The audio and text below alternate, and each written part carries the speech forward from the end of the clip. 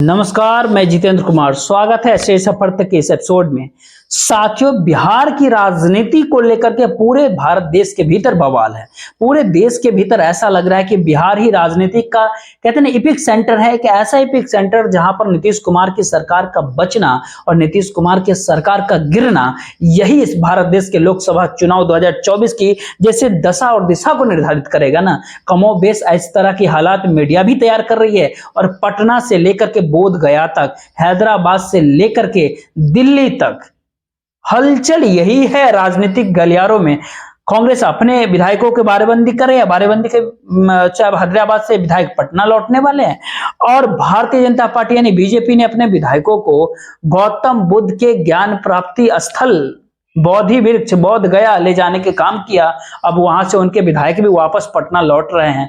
राष्ट्रीय जनता दल के विधायक, आरजेडी के विधायक पटना में तेजस्वी यादव पर बैठ करके हारमोनियम बजाते हैं, गाना बजा करके अंतराक्षरी खेलते हैं, वहां उनकी बाराबंकी होती है।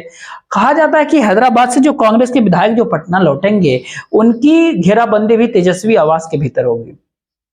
लेकिन सबसे आश्चर्यजनक बात यह होती है कि जिस पार्टी की सत्ता दांव पे लगी है, यानी बिहार में नीतीश कुमार की party Janata Dal United JDU, वो अपने विधायकों की कोई घेराबंदी नहीं कर रही है।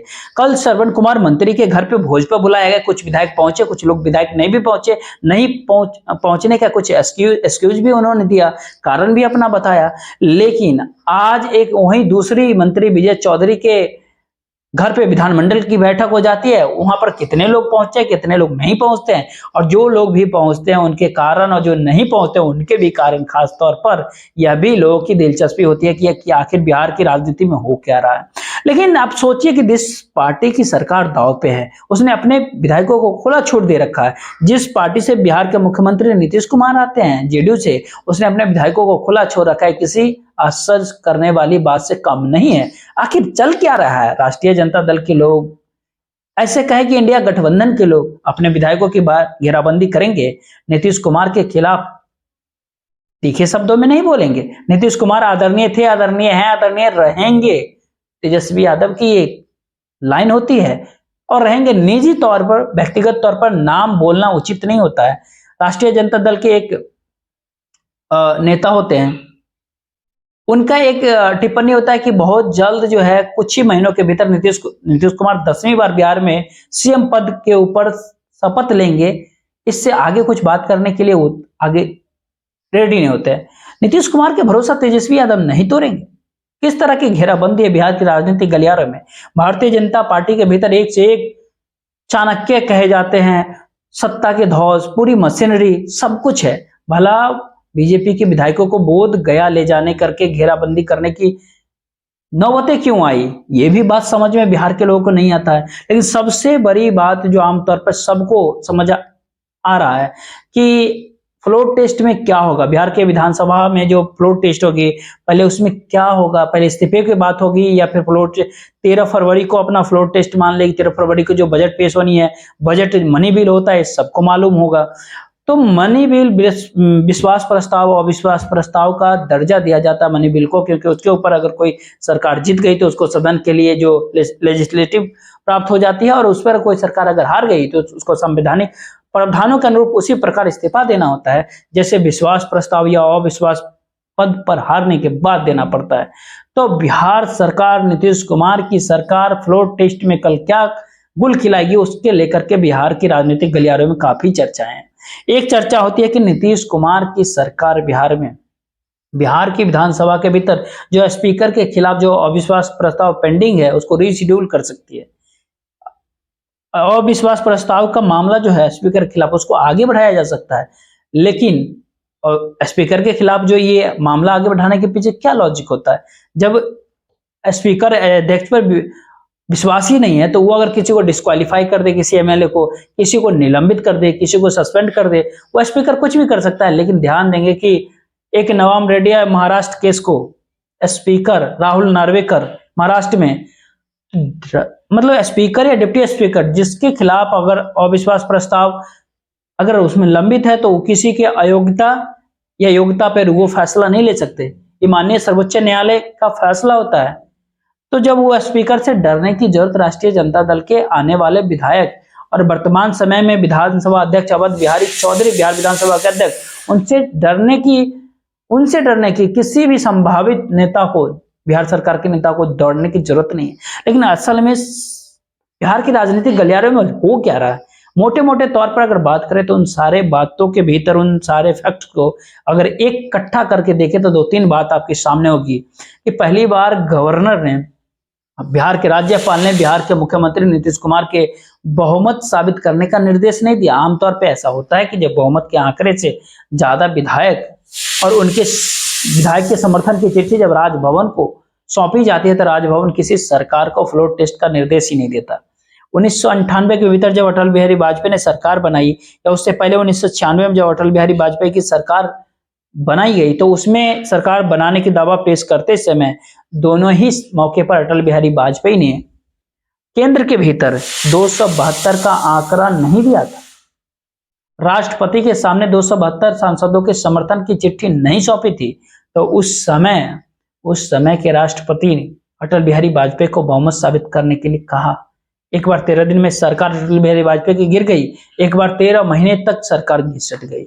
लेकिन 1999 के भीतर जब 304 एमपी एनडीए गठबंधन के जीत करके आ गए और 304 सांसदों का समर्थन पत्र राष्ट्रपति को दे दिया गया, तो उस समय के राष्ट्रपति के आर नारायणन ने अटल बिहारी वाजपेयी को बहुमत साबित करने के लिए नहीं कहा।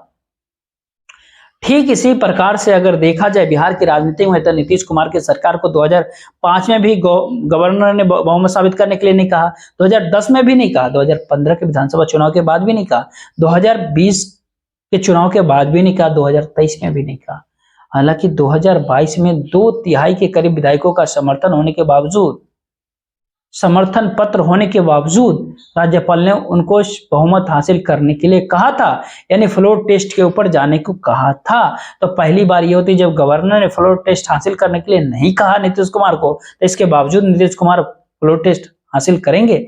और जब फ्लोर टेस्ट हासिल करने के लिए बिहार के गवर्नर ने नहीं कहा, तो क्या पहला फ्लोर टेस्ट जो है बजट या लेखानुदान के ऊपर होने वाली वोटिंग होगी, या फिर स्पीकर के अविश्वास प्रस्ताव पे होने वाली वोटिंग होगी? कौन सी वोटिंग पहले होगी या कौन सी बाद में होगी? कौन सी वोटिंग पहले होगी वही फ्लोर टेस्ट होगा। एक और चर्चाएं बिहार की राजनीतिक गलियारों में आती है कि अगर नीतीश कुमार ने कुछ देर के लिए इस फैक्ट की तरफ अगर देखे कि क्या नीतीश कुमार अगर आज के रात या कल सुबह होते होते विधानसभा को भंग करने की सिफारिश अगर करते हैं और राज्यपाल उस पर साइन कर देते हैं, तो फिर उसकी लेजिस्लेटिविटी क्या होगी?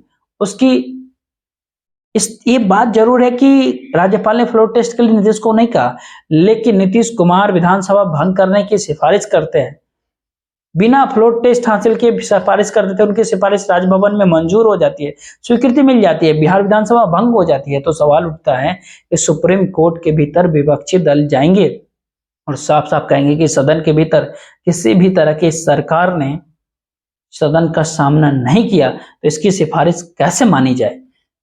जब सदन के भीतर वो जाते, मनी बिल के ऊपर जीत करके आते, अविश्वास प्रस्ताव पर वो जीत करके आते, स्पीकर के खिलाफ जो अविश्वास प्रस्ताव है उसके ऊपर अपनी सरकार के लिए विश्वास मत प्रस्ताव रखते, यानी किसी भी प्रकार की वोटिंग में अगर सदन से अपनी सरकार के प्रति वैधानिकता की मुहर जब तक वो नहीं लगाते नीतीश कुमार, तब तक नीतीश कुमार अगर आज की रात भी बिहार विधानसभा की भंग करने की अगर सिफारिश करते हैं तो सवालों के घेरे में पड़ जाएंगे। और इस सवाल ये उठेगा कि इस विधानसभा का स्वरूप क्या होगा, इस विधानसभा के भीतर होगा क्या? तो एक ही बात यहाँ पे संभव होते हुए दिखती है, और वो सबसे बड़ा सत्य होता है कि इस विधानसभा को भंग होना है।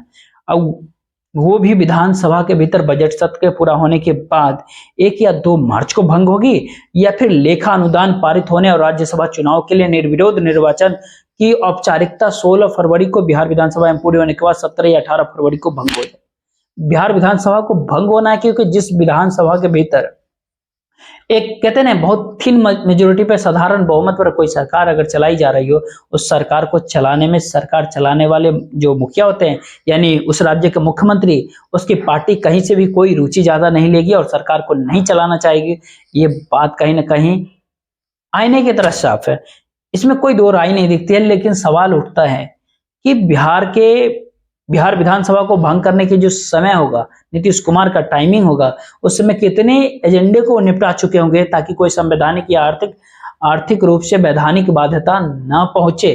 पहली बात ये होती है सदन के भीतर अपनी सरकार का बहुमत का परीक्षण चाहे किसी भी रूप में, मनी बिल के स्वरूप में हो, लेखानुदान के रूप में हो, विश्वास मत के स्वरूप में हो, या स्पीकर के खिलाफ जो नो कॉन्फिडेंस मोशन के स्वरूप में सदन के भीतर अपनी सरकार की वैधानिकता की पुष्टि नीतीश कुमार करे। दूसरी बात वहीं पे कि सहयोगी party Bharatiya Janata party BJP के उनका कितना भरोसा मिल चुका है।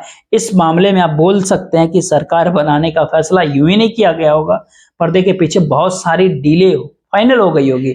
बिना डील किए, बिना किसी मुकम्मल तैयारी के नीतीश कुमार सरकार बदलने और गठबंधन बदलने जैसे, पलटी मारने जैसे कोई बड़े कदम नहीं उठाते।